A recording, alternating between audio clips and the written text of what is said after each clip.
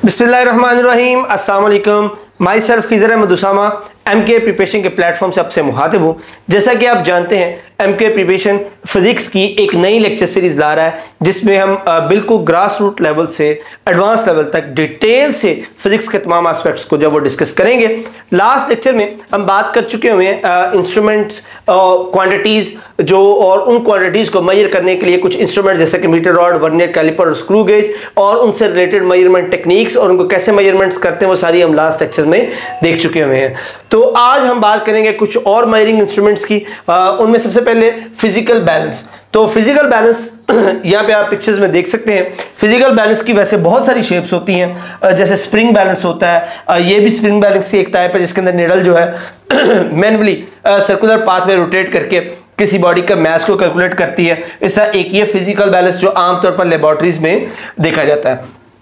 But physical balance पे बात करने से पहले मैं बात करूंगा मास और वेट के हवाले से कि आमतौर पर मास और वेट दोनों को एक ही कंसीडर किया जाता है, बट एक्चुअली ये दोनों एक नहीं है।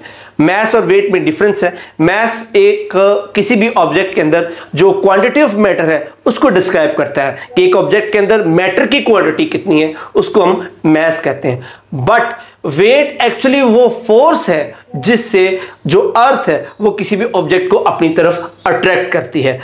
मास, अगेन मैं रिपीट कर रहा हूं, क्वांटिटी ऑफ मैटर जो है उसको मास कहते हैं, बट उस ऑब्जेक्ट को अर्थ की वजह से उसके ऊपर कितना ग्रेविटेशनल पुल लग रहा है उसको हम वेट कहते हैं। तो हम ये कह सकते हैं कि मास जो है वो एक क्वांटिटी का क्वांटिटी के हवाले से एक मेजरिंग चीज है और जो वेट है वो एक्चुअली फोर्स के हवाले से एक चीज है। वो एक फोर्स है जो किसी ऑब्जेक्ट पर अर्थ लगा रही होती है। तो इसलिए हम मास और वेट दोनों को अलग अलग काउंट करते हैं। और फिजिकल बैलेंस जो है ये मास को काउंट करता है, मास को मेजर करता है कि किसी ऑब्जेक्ट में जो क्वांटिटी ऑफ मैटर है वो कितनी है। इसके जो यूनिट्स हैं वो ग्राम्स और किलोग्राम्स होते हैं। ग्राम्स जो है उसका सिस्टम इंटरनेशनल का यूनिट है और किलोग्राम प्रीफिक्सेस के साथ किलोग्राम, मिलीग्राम, ये सारे यूनिट्स इसके चलते हैं। आमतौर पर जो फिजिकल बैलेंस है लैब्स के अंदर ये इस्तेमाल किया जाता है लैब्स के अंदर मास को फाइंड आउट करने के लिए। इसमें आप देख सकते हैं ये हमारे पास दो पैन्स होते हैं जिसके अंदर हम एक साइड पे जो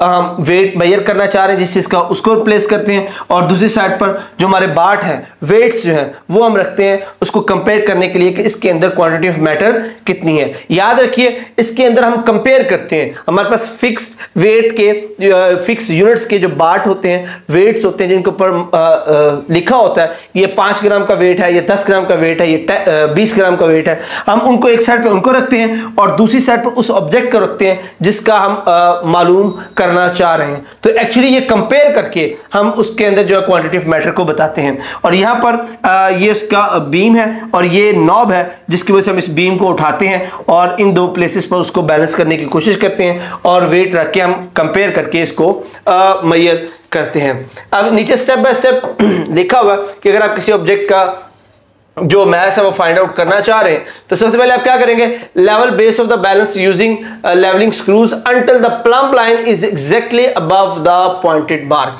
तो सबसे पहले तो हम इसको लेवल करते हैं। नॉब से जब हम इसको उठा लेंगे तो अगर आप देख सकें तो ये हमारे पास सेंटर में एक लाइन है और यहां पर मार्किंग हुई होती है। तो हमारी कोशिश ये होती है कि हम इन लेवलिंग स्क्रूज की मदद से इसको इस तरह बैलेंस करें कि इसकी ये जो सेंटर प्लम्ब लाइन है ये बिल्कुल सेंटर में 0 के ऊपर आ जाए। फिर हम इसको ऑपरेट करना स्टार्ट करते हैं। उसके बाद आप क्या करते हैं, उसके बाद आप नाप को घुमाते हैं, इस बेस को नीचे ले आते हैं, उसके अंदर फिर आप जो भी ऑब्जेक्ट उसको प्लेस करते हैं। यहां पर जो हमारे पास फिक्स मास वाले वेट होते हैं आप उनको रखते हैं। उसके बाद इस नॉब को दोबारा घुमाकर आप उठाते हैं और फिर आप उसको बैलेंस करते हैं एक साइड पर वेट प्लेस कर करके, और इस तरह हम किसी भी ऑब्जेक्ट का जो मास है वो फाइंड आउट कर सकते हैं। नेक्स्ट हमारे पास आ जाती है जी स्टॉप वॉच। स्टॉप वॉच जो है वो टाइम को मेजर करने के लिए इंस्ट्रूमेंट है। टाइम की मेजरिंग के लिए जो हम इंस्ट्रूमेंट यूज करते हैं दैट इज स्टॉप वॉच। और अमूमन इसका जो मेजरिंग होती है आमतौर पर हम सेकंड्स में लेते हैं और सिस्टम इंटरनेशनल में जो टाइम का जो स्टैंडर्ड यूनिट है वो भी 1 सेकंड ही है। बट हमारे पास ये जो स्टॉप वॉच होती है इसमें 2 डायल्स होते हैं, एक छोटा डायल और एक बड़ा डायल। बड़े डायल को उसके बाद हमारे पास जो बड़ा डायल है उसको 30 बड़ी डिवीजन में डिवाइड किया होता है और छोटे डायल को 10 बड़ी डिवीजन में डिवाइड किया होता है। मतलब ये कि हम 1 सेकंड के 10वें हिस्से तक 1/10 ऑफ अ सेकंड तक इसकी मेजरमेंट जो है वो कर सकते हैं। इसके ऊपर ये नॉब लगी होती है, इस नॉब को प्रेस करके हम इसको स्टार्ट करते हैं और इसी नॉब से हम इसको रोकते हैं। तो 1 सेकंड के 10वें हिस्से तक हम इसकी मेजरमेंट कर सकते हैं। मार्केट में हम जो डिजिटल स्टॉप वॉच हैं उनको भी इस्तेमाल करते हैं। इनकी एक्यूरेसी नीडल की निस्बत जो है वो थोड़ी सी ज्यादा होती है। नेक्स्ट हमारे पास है मेजरिंग सिलेंडर। जो मेजरिंग सिलेंडर है ये इस्तेमाल किया जाता है किसी भी लिक्विड या नॉन डिसॉल्वेबल सॉलिड के वॉल्यूम को फाइंड आउट करने के लिए। ये एक ट्रांसपेरेंट प्लास्टिक या ग्लास का बनी हुई एक ट्यूब होती है as you can see in the picture, और उसके ऊपर जो मार्किंग हुई होती है जो इसका यूनिट है लिक्विड के वॉल्यूम का, दैट इज लीटर। हम लीटर्स में, मिलीलीटर्स में जो है वो मेजर करते हैं किसी भी लिक्विड या नॉन डिसॉल्व्ड जो सॉलिड है उसके वॉल्यूम को। और अगेन जैसे कि हमने पीछे मीटर रॉड पे बात की थी कि जब आप ऑब्जर्व करते हैं रीडिंग को, then you must place your eye exactly in line with the surface. अब यहां पर जब आप लिक्विड को प्लेस करते हैं तो अमूमन जो लिक्विड की ऊपर वाली सतह है इसको हम कहते हैं मेनिस्कस। ये थोड़ी सी इस शेप पे होती है। इस मेनिस्कस का जो टॉप लेवल है ये थोड़ी सी कन्वेक्स शेप, कनकेव शेप में होती है। सिर्फ जो मरकरी है वो कन्वेक्स शेप में होती है, उसकी मेनिस्कस कुछ इस तरह होती है। और हम मेजर करते हैं इस लेवल की बजाय इस लेवल को। और अगेन जब आप इसकी मेजरिंग करेंगे तो आपकी जो आई है वो एग्जैक्टली इन लाइन होनी चाहिए विद द मेनिस्कस। मेनिस्कस किस प्लेस पर है आप एग्जैक्ट अपनी आई को उसके सामने रखेंगे, देन आपके पास जो है वो एक्यूरेट वैल्यू होगी, ना अबव द सरफेस और ना below the surface, exactly in line the surface. तब आप जो सिलेंडर है उसकी जो मेजरमेंट्स है उसको एक्यूरेटली देख सकेंगे। अब वॉल्यूम की मेजरमेंट के लिए एक और चीज इस्तेमाल होती है जिसको हम डिस्प्लेसमेंट कैन कहते हैं। अब डिस्प्लेसमेंट कैन क्या होता है? ये कुछ इस तरह की एक बॉटल होती है जिसकी एक जगह पर इस तरह ओपनिंग बनी होती है। हम इसमें क्या करते हैं, हम इसके अंदर लिक्विड प्लेस करते हैं, इस ओपनिंग तक लिक्विड भर देते हैं। उसके बाद हम किसी भी रस्सी के साथ उस लिक्विड को या सॉलिड को जिसकी भी हम वॉल्यूम फाइंड आउट करना चाहते हैं रस्सी के साथ बांध कर उसको आहिस्ता आहिस्ता लोअर करते हैं इस लिक्विड के अंदर। ऑब्वियसली जब ये सॉलिड इस लिक्विड के अंदर डिप होगा तो जितना ये सॉलिड इस लिक्विड के अंदर डिप होगा उतना ये लिक्विड डिस्प्लेस करवाएगा, जिसको हम एक साइड पर पड़े हुए बर्तन में कलेक्ट कर लेते हैं और इस लिक्विड को जो डिस्प्लेस हुआ है इस लिक्विड को मेजर कर लेते हैं, जिससे हम इस सॉलिड का, इस नॉन डिसॉल्वेबल सॉलिड जो है इसका वॉल्यूम जो है वो फाइंड आउट कर सकते हैं। ओके जी, उसके बाद हम बात करते हैं एरर्स इन मेजरमेंट्स की। जितने मर्जी आप एहतियात कर लें, ऑब्वियसली कुछ टेक्निकल फॉल्ट्स, कुछ ना कुछ एरर्स जो हैं वो मेजरमेंट्स में रह जाते हैं। ये जो एरर्स हैं वो बेसिकली 3 तरह के हैं, that is human error, systematic errors और रैंडम एरर्स। हमें एक एक करके इसको डिस्कस कर लेते हैं। सबसे पहले बात करते हैं ह्यूमन एरर की। ये जो ह्यूमन एरर है ये अमूमन पर्सनल परफॉर्मेंस की वजह से होता है। एक इंसान की गलती की वजह से जो एरर आ सकता है, जिसमें किसी इंसान की फॉर एग्जांपल उसकी जो ट्रेनिंग है वो बेहतर तरीके से नहीं होती, या वो जो परफॉर्म कर रहा है, जो इंस्ट्रूमेंट वो यूज कर रहा है उसको वो अच्छी तरह से नहीं जानता या उसको अच्छी तरह से ऑपरेट नहीं कर रहा। मतलब इंसानी गलती की वजह से जो एरर आता है हम इसको ह्यूमन एरर कहते हैं। सेकंड जो टाइप है that is a systematic error, जैसे कि जीरो एरर हमने पढ़ा था। यह सिस्टम का एरर होता है इंस्ट्रूमेंट के अंदर, जो उसको मैन्युफैक्चरिंग डिफेक्ट कह सकते हैं। बाय डिफॉल्ट उस इंस्ट्रूमेंट का जो एरर है उसको हम सिस्टमैटिक एरर कहते हैं। उसके बाद आ जाता है जी रैंडम एरर। रैंडम एरर कैसे है? फॉर एग्जांपल अगर आप कोई एक्सपेरिमेंट परफॉर्म कर रहे हैं, आप उसके अंदर मेजरमेंट्स लेते हैं, आप पहली दफा मेजरमेंट लेते हैं अपनी परफॉर्मेंस को एक्यूरेट रखते हुए, इंस्ट्रूमेंट को एक्यूरेटली यूज करते हुए। आप पहली बार मेजरमेंट लेते हैं वो कुछ और मेजरमेंट आती है, सेकंड टाइम लेते हैं कुछ और आती है, थर्ड टाइम लेते हैं थोड़ी सी उसमें डिफरेंस और आ जाता है। अब ये रैंडम वजूहात की वजह से हो सकता है। फॉर एग्जांपल कि जब आप फर्स्ट टाइम कैलकुलेट कर रहे थे, मेजरमेंट्स ले रहे थे, इंस्ट्रूमेंट बाय चांस हिल जाता है या एयर करंट्स, हवा चल जाती है, उसकी वजह से थोड़ा सा इंस्ट्रूमेंट की परफॉर्मेंस में, इंस्ट्रूमेंट की मेजरमेंट में फर्क आ सकता होता है। तो ये रैंडम फैक्टर्स की वजह से जो एरर आ सकता है उसको हम रैंडम एरर कहते हैं। ओके जी, उसके बाद हमारे पास आ जाती है अनसर्टेनिटी इन मेजरमेंट्स। जैसे कि मैंने पहले बताया कि ऑब्वियसली जब भी आप एक्सपेरिमेंट परफॉर्म करते हैं, आप मेजरमेंट्स लेते हैं, तो उसमें कुछ ना कुछ रीज़न जो है वो कुछ ना कुछ उसमें प्रॉब्लम रह जाती है। अब उसके अंदर कुछ पर्सनल, जैसे मैंने पहले बात की, पर्सनल एरर भी आ सकता है, बट कुछ ऐसी एरर आ जाते हैं, कुछ ऐसी अनसर्टेनिटी आ जाती है जिसका जो हमारे बस में, हमारे इख्तियार में नहीं होता। फॉर एग्जांपल, आप किसी मीटर रॉड की पैमाइश कर रहे हैं और उसके ऊपर जो मेजरमेंट्स हुई हुई हैं वो मिलीमीटर्स तक है, 1 सेंटीमीटर का जो 10वां हिस्सा है। जब आप वो मेजरमेंट करना शुरू करते हैं, मैं अगर यहाँ पर ड्रॉ कर सकूँ तो आप फर्ज कर लें कि आपकी जो मेजरमेंट्स है, फर्ज करिए 1 सेंटीमीटर है, उसके बाद 1 2 3 4 5 6 7 8 9 10, ये 2 सेंटीमीटर है। अब आपकी जो मेजरमेंट है वो फर्ज करें इसके दरमियान में आ गई, 1.3 और 1.4 के दरमियान में आ चुकी हुई। अब आप या 1.3 इसको गिनेंगे या 1.4 गिनेंगे, इसके दरमियान में अब कोई मार्किंग नहीं है। तो यहां पर एस्टिमेशन आप करते हैं कि अगर वो रीडिंग 1.4 के करीब है तो हम उसको 1.4 गिन लेते हैं, अगर वो रीडिंग 1.3 के करीब है तो हम उसको 1.3 गिन लेते हैं। इसको हम अनसर्टेनिटी कहते हैं कि आपकी जो 2 मार्किंग्स हैं, इंस्ट्रूमेंट की जो लिमिट है उसकी 2 मार्किंग के दरमियान कोई रीडिंग आ गई है, तो आप उसको एस्टिमेट करते हो कि either it is close to previous one और it is close to the next one. उसके हिसाब से आप उस रीडिंग को काउंट करते हैं। तो अब उसके अंदर जो अब इसके अंदर जो अनसर्टेनिटी आई है वो आई है 0.5, तो इसको प्लस माइनस 0.5 कहते हैं कि आइदर इट इज 1.3 और इट इज 1.4। तो सेंटर से थोड़ी सी इधर उधर अनसर्टेनिटी को हम प्लस माइनस 0.5 जो मिलीमीटर के तौर पर ले रहे हैं, इसको हम अनसर्टेनिटी कहते हैं। ये अमूमन उस वक्त सामने आती है जब आप इंस्ट्रूमेंट की जो 2 मार्किंग्स हैं, आपका जो रिक्वायर्ड रिजल्ट है या रिक्वायर्ड ऑब्जेक्ट है, रिक्वायर्ड मेजरमेंट है, वो 2 मार्किंग के दरमियान में आ जाता है। वहां से एस्टिमेशन करते हैं और उस वजह से थोड़ी सी उस मेजरमेंट के अंदर अनसर्टेनिटी आ जाती है।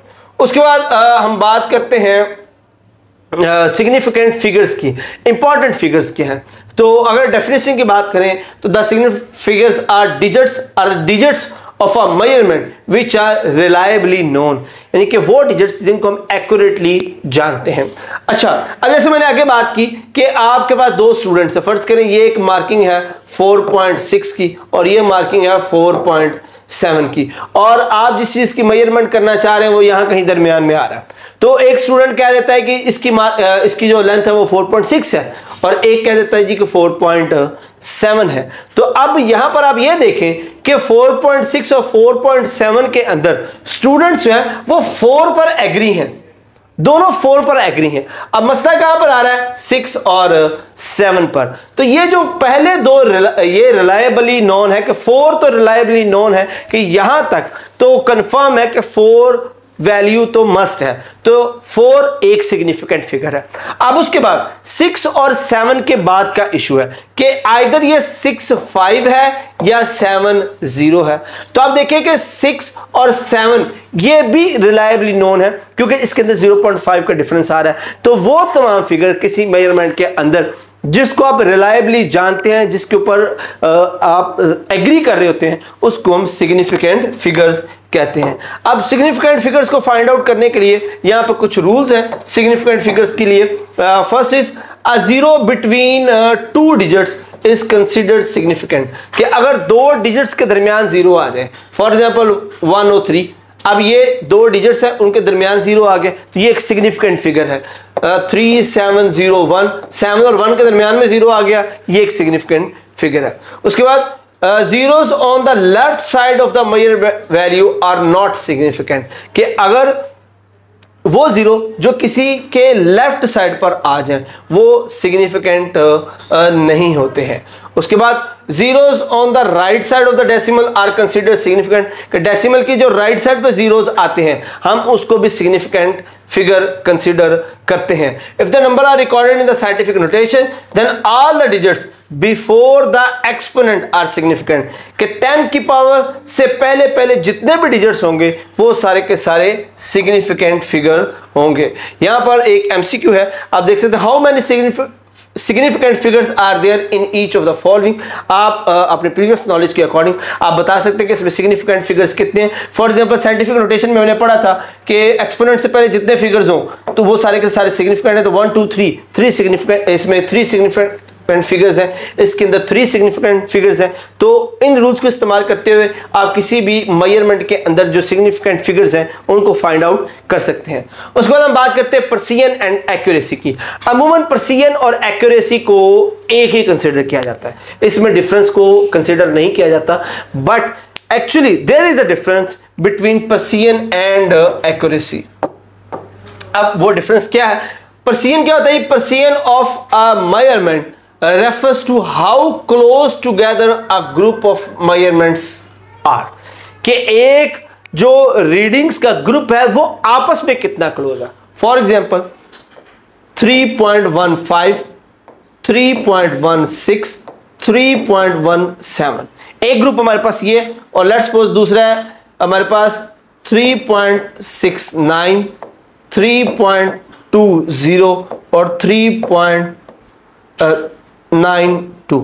अब इस ग्रुप के मुकाबले में और इस ग्रुप के मुकाबले में आप देख सकते हैं कि ये ग्रुप आपस में क्लोज है, ये सेट ऑफ जो रीडिंग्स है आपस में क्लोज है एज कंपेयर टू दिस। तो हम ये कहेंगे कि ये ज्यादा प्रिसाइज मेजरमेंट्स हैं जिनके आपस में डिफरेंस जो है वो कम है। तो जितना कोई सेट ऑफ मेजरमेंट्स आपस में करीब होंगे हम उसकी प्रिसिजन को उतना ही ज्यादा मानेंगे। ये ज्यादा प्रिसाइज वैल्यू है एज कंपेयर टू दिस। और एक्यूरेसी की बात करें, accuracy of a measurement refers how close the measured value is to some accepted और ट्रू वैल्यू। फॉर एग्जाम्पल जैसे अब हमने ये 2 सेट्स लिए, हमारे पास जो एक स्टैंडर्ड वैल्यू थी वो है हमारे पास फॉर एग्जाम्पल 3.15, ये फर्ज कर लीजिए स्टैंडर्ड वैल्यू है, ये स्टैंडर्ड वैल्यू। अब हम देखें एक ये सेट ऑफ मेजरमेंट है, एक ये सेट ऑफ मेजरमेंट है। अब इन दोनों सेट्स में से ज्यादा कौन सा करीब है सेट एक जो डिफाइंड वैल्यू है, ऑब्वियसली वो ये है, तो ये ज्यादा एक्यूरेट है। तो कोई अगर सेट ऑफ मेजरमेंट किसी प्री डिफाइंड वैल्यू के जितना क्लोज होगा उसको हम एक्यूरेसी कहते हैं, और कोई भी सेट आपस में एक दूसरे के कितना करीब है उसको हम प्रिसिजन कहते हैं। अब लुक एट दीज पिक्चर्स। अब इसमें आप देखें, अब इस पिक्चर के अंदर आप ये एक सेट ऑफ मेजरमेंट है और ये है हमारे पास जो स्टैंडर्ड वैल्यू है। अब देखें ये सेट ऑफ मेजरमेंट आपस में करीब है और ये सेट ऑफ मेजरमेंट 1 2 3 और 1 2 और 3। अब देखिए ये आपस में ज्यादा करीब है तो हम कहेंगे ये ज्यादा प्रिसाइज है, और ये आपस में क्लोज नहीं है तो ये प्रिसाइज वैल्यू नहीं है। बट इन दिस केस आप देख सकते हैं कि तीनों वैल्यू आपस में भी करीब है और जो सेंट्रल टारगेट है उसके भी करीब है। तो these values are precise and accurate. तो प्रिसिजन एंड एक्यूरेसी में यही डिफरेंस है जो मैं यहां पर एक्सप्लेन किया। तो ये था डिफरेंस थोड़ा सा प्रिसिजन और एक्यूरेसी में। उसके बाद हमारे पास आ जाते हैं राउंडिंग ऑफ अ डिजिट। अब हम फिगर को राउंड ऑफ कैसे करते हैं, जैसे मैंने लास्ट लेक्चर में साइंटिफिक नोटेशन के दौरान बताया था कि राउंडिंग ऑफ एक कॉन्सेप्ट होता है जिसमें हम फिगर्स को सिग्निफिकेंट फिगर्स तक राउंड ऑफ करते हैं। फॉर एग्जांपल इसका रूल सिंपल सा यही है कि अगर कोई डिजिट 5 या ऑनवर्ड है तो हम अगली वैल्यू में एक प्लस कर देते हैं, और अगर कोई डिजिट 5 से कम है जैसे 4 3 2 1 है तो हम उसके अंदर कोई भी एडिशन नहीं करते। अब इसका मतलब क्या मैं आपको बताता हूं। अब यहां पर देखो उन्होंने कहा राउंड टू सिग्निफिकेंट फिगर्स। हमें पता है कि एक्सपोनेंट से पहले सारे फिगर्स जो हैं वो सिग्निफिकेंट होते हैं, तो उसे अगर 2 फिगर्स तक लेके जाना तो हम क्या करेंगे, हम देखेंगे लास्ट वन को, इट इज 2। अब ये क्या है 2 5 से कम है तो ये विदाउट एनी चेंज खत्म हो जाएगा, तो ये बन जाएगा 2 5 1 इंटू 10 पावर 3। अब देखिए अगला डिजिट 1 अगेन 5 से लेस है तो ये बगैर किसी चेंज के गायब हो जाएगा 2.5 इंटू 10 पावर 3। ये हमारे पास राइट आंसर है।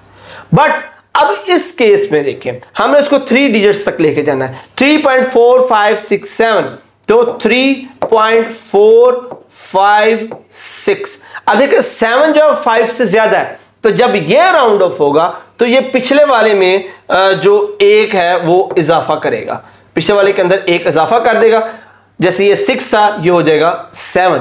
जब हम इसको मजीद राउंड ऑफ करेंगे, तो जब ये 7 राउंड ऑफ करेंगे तो ये चूंकि 5 से ज्यादा है, तो ये अपने प्रीवियस वाले में से 1 को ऐड करेगा। इसको कहते हैं राउंडिंग ऑफ। तो जिस वर्ड को आप राउंड ऑफ करने जा रहे हैं, अगर वो डिजिट 5 या 5 से ज्यादा है, तो उसको राउंड ऑफ करते वक्त आप उससे नेक्स्ट वाले डिजिट के अंदर 1 ऐड कर देंगे। और अगर वो राउंड ऑफ करने वाला डिजिट 4 यानी कि 5 से कम है, तो हम उसको बगैर किसी चेंज के राउंड ऑफ कर देंगे। राउंड ऑफ करना एक बड़ा ही इंपॉर्टेंट फिनोमेना है जब हम रीडिंग्स और मेजरमेंट्स के साथ डील कर रहे होते हैं। तो that's it for the session. अब हम कुछ हमारे पास प्रैक्टिकल कुछ प्रैक्टिस एमसीक्यूज हैं, हम उनको डिस्कस करते हैं। The instrument that is most suitable for measuring the thickness of few sheet of cardboard. Few sheet of cardboard एक बारीक कार्डबोर्ड की शीटें बारीक होती हैं, तो इसके लिए जो सबसे बेस्ट होगा दैट इज वर्नियर कैलिपर, जो इसके लिए बेस्ट होगा। 1 फेम्टोमीटर इज इक्वल टू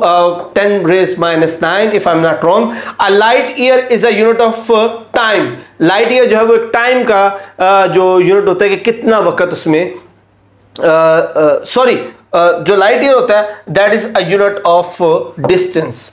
इसको हम डिस्टेंस से जो है वो करते हैं। उसके बाद हमारे पास आ जाता है which one is a non physical quantity. तो इनमें से नॉन फिजिकल कौन से? डिस्टेंस फिजिकल क्वांटिटी है, डेंसिटी फिजिकल है, टेम्परेचर फिजिकल है, जो कलर है ये नॉन फिजिकल है। इसको हम क्वांटाइज नहीं कर सकते, इसको हम क्वालिटी वाइज तो कैसे, इसको क्वांटाइज क्वांटिटेटिवली हम इसको मेजर नहीं कर सकते। तो ये एक नॉन फिजिकल जो क्वांटिटी है। When using a measuring cylinder, one precaution to take is to, कि जब हम मेजरिंग सिलेंडर यूज करते हैं तो कौन सी प्रिकॉशन लेनी चाहिए? Check for the zero error. Measuring cylinder में जीरो एरर नहीं होता, क्योंकि उसके अंदर हमने पढ़ा था वर्नियर कैलिपर स्क्रू गेज में जीरो एरर होता है।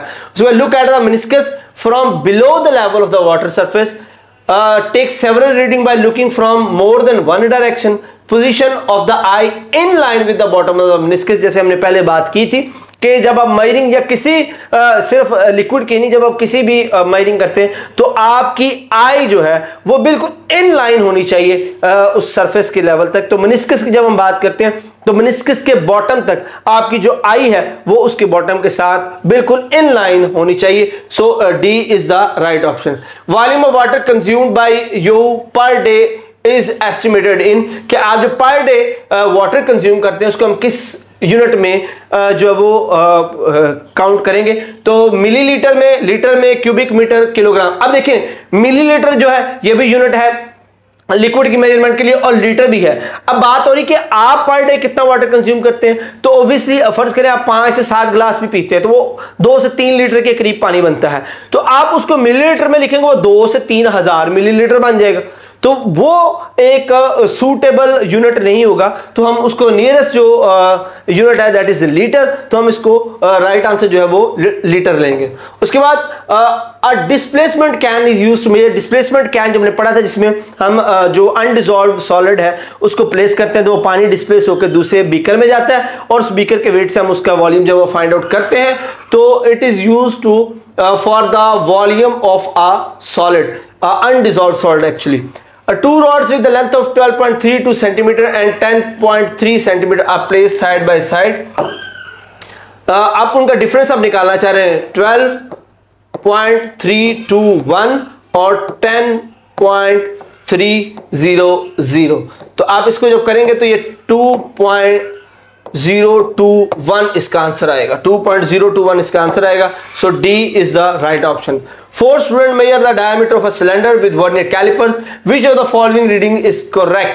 तो इनमें से कौन सी रीडिंग जो है वो करेक्ट होगी? अब हमें पता है कि जो वर्नियर कैलिपर होता है उसका जो हमारे पास लीस्ट काउंट है दैट इज 0.01 सेंटीमीटर। तो इसका मतलब ये कि पॉइंट के बाद 2 डिजिट तक, तो हमारे पास जो पॉइंट के बाद 2 डिजिट्स तक जो मेजरमेंट होगी that is an accurate measurement. So point C is the right option.